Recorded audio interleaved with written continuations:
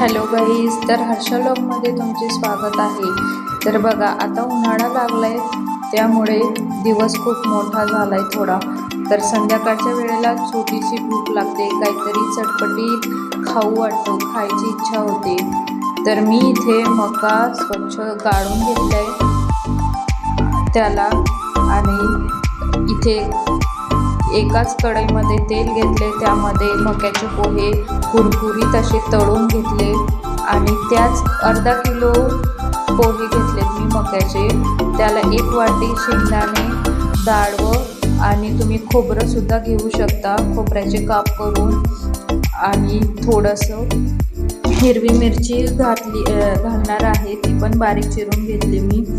तर बघा, त्याच कढईमध्ये मी त्याच तेलामध्ये शेंगदाणे छान खरपूस तळून घेतलेत, डाळवंसुद्धा तळून घेणार आहे, आणि हिरवी मिरची लास्टला तळून घेणार आहे। ती कडक एकदम तेलात कुरकुरीत तळून घ्यायची आहे।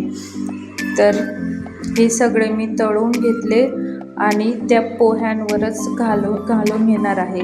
आणि सुके मसाल्यामध्ये थोडा चाट मसाला, लाल मिरची पावडर, थोडीशी हळद आणि पिठी साखर, आमचूर पावडरसुद्धा घालू शकता तुम्ही। हे सगळं मी सुके मसाले वरून घालणार आहे, त्याला कढीपत्त्याची फोडणीसुद्धा देऊ शकता तुम्ही। तर बघा, हे सगळे घालून मी कोरडा मसाला वरून घातलाय आणि पूर्ण मिक्स करून घेतलाय चिवडा। तर बघा, किती छान कुरकुरीत असा चिवडा तयार आहे, आणि त्याला थोडंसं थंड झाल्यानंतर बंद डब्यामध्ये भरून ठेवायचा। असाच नवनवीन रेसिपीसाठी माझ्या चॅनलला सबस्क्राईब करायला विसरू नका। व्हिडिओ आवडल्यास लाईक करा, कमेंट करा। तर बघा, किती छान। मी इथे टेस्ट करून बघणार आहे चिवडा कसा झालाय तो। व्हिडिओ आवडल्यास नक्की लाईक करा।